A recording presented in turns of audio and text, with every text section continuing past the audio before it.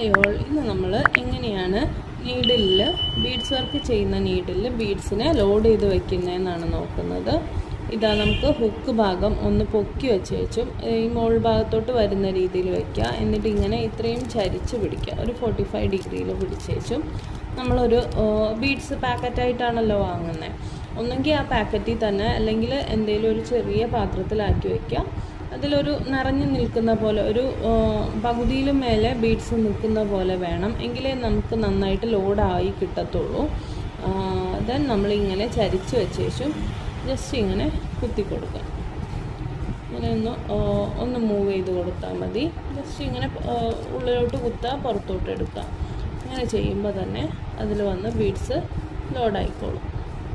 ചരിച്ചുകൊണ്ട് തന്നെ വേണം, പിന്നെ ഹുക്ക് ഭാഗം മുകളിലോട്ട് ഇരിക്കാൻ വേണം. ഇങ്ങനെയാണ് നമ്മൾ ബീഡ്സ് ലോഡ് ചെയ്യുന്നത് കേട്ടോ.